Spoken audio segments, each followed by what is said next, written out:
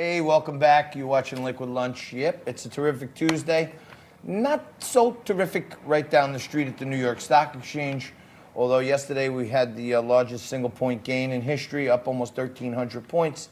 Today, we got a Fed rate cut this morning, 50 basis points, which should have been, in my view, pretty stimulative to the market. But as we come into just past the top of the second hour here, Dow down 700. Barely hanging on to that number that I've been telling you, 26,000 was the support. I didn't want us to break through to the downside. We're right there. A breakthrough here could be very bad news. Not bad news when we're joined in studio by John McDonough. He is an Army veteran. He fought for the freedoms and liberties we enjoy. Thank you, John. He's also a cab driver, a comic, an activist, hosts a radio show, and he's the writer and producer of a great off-Broadway play called Off the Meter. Thank you, buddy.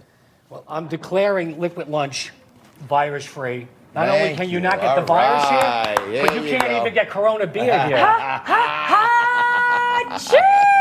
But none of you guys are looking on the bright side of this virus. Here in New York now, instead of the train, I took the 6 train down from Union Square. It didn't smell like urine. It smelled like bleach. So there is an upside. And if we listen to Vice President Halfpence, if we pray it away, look at all the money we'll save there. And the TV evangelicals, they'll be out saying this is a disease brought on by the godless communists in China. So there is an upside to every virus. Yeah. Well, there's always an upside to having you on, because I never know what you'll say. But well, it's either you or I watch CNN, the Corona News Network. Oh, yeah, that's where true. It's 24/7. Not only are they looking for the Malaysian airliner, but now they're looking for anyone that comes down sneezing. They're running with cameras around the country looking All for them. virus, all the time. Yes, that is CNN. Yeah. I know you're a comic, so I want you to check out one of my jokes that I came up with today. In New York, we're not suffering from the coronavirus as much as we're suffering from the Cuomo-Virus. Well, you could say that, but he's making the trains run on time with bleach. So a lot more damage from him than the 2 people diagnosed here. So here in New York, there was some really weird happenings over the last weekend.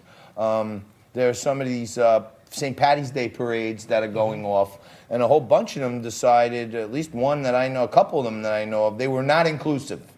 In Staten Island, they banned Miss Staten Island from walking in the parade because she's bisexual and she wanted to wear a rainbow scarf. A good friend of mine's daughter, Madison Linsalata, really brave, courageous kid to say what she is and stand up for what she wants to be. You were at another St. Patty's Day parade out in Queens, and tell us what happened. Well, that's called the St. Pat's for All, started by Brendan Fay, one of the leaders in the gay community here in New York City. When he wasn't allowed to march on Fifth Avenue, he started the parade in Sunnyside, Queens. And yesterday, because there's an election on, they had a flatbed truck that you could not get one more politician onto. They were all down there, from AOC to Chuck Schumer, and everyone just praising the parade in Sunnyside. And it was a good turnout. It was a great day. But I don't know what's going on in Staten Island. I mean, they have just lost their mind, the Irish out there. I mean, they're banning everybody except a couple of old ladies with rosary beads that are coming out of church, because that's what they're down to, that can only march in Staten Island. So now you're out at the parade, and you're having a good time for yourself, and you actually took a moment to get us some video of what was happening. Yeah, I took there. it. AOC went to meet with Malachi McCourt, who would be fairly well known here in New York with WMCA radio and filling in for.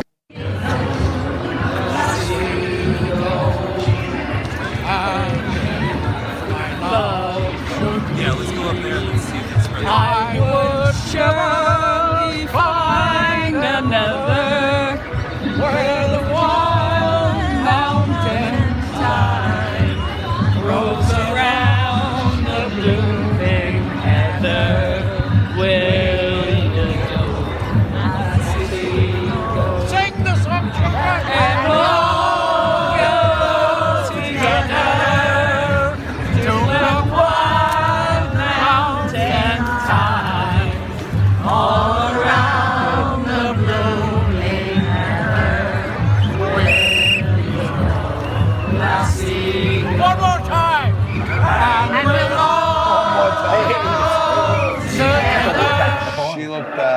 She looked about as uncomfortable as you could be. Are those American Idol winners? Just asking for a friend. No. I don't As think Malachi so. would say, I can't sing, and now I'm going to prove it. Right.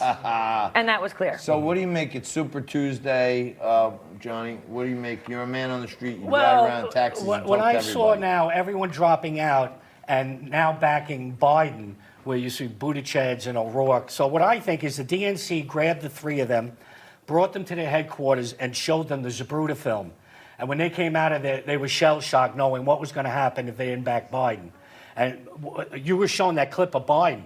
He wouldn't get admitted to Bellevue now. He's so crazy. But Biden, the one reason I really can't stand him, he voted for the war in Iraq, but during the Vietnam War, he got as many deferments as Trump. So here he is. He doesn't mind sending the working class to Iraq. But when it came time for him to go to Vietnam, all of a sudden he came up with all these diseases. Right now he couldn't go to Vietnam or Iraq with his mental state. I could see him getting a deferment now. But, you know, Trump talks about the deep state. There's a Democratic Party deep state, and it's working overtime. The Bernie bros better get ready because they're coming for you. And you got your Bernie pin on. This is old school. 16 when he got burned.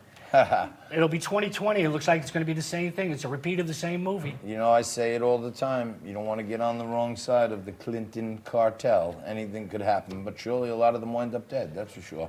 Johnny, thank you so much for joining us. Thanks for You're having me always back. a wonderfully exciting and enjoyable guest, and we love having you here. Just like we love having you here, but don't go anywhere. We're going to talk about, we had Dr. Louisa Petrie here a little earlier, talking about what you need to keep yourself safe from the coronavirus.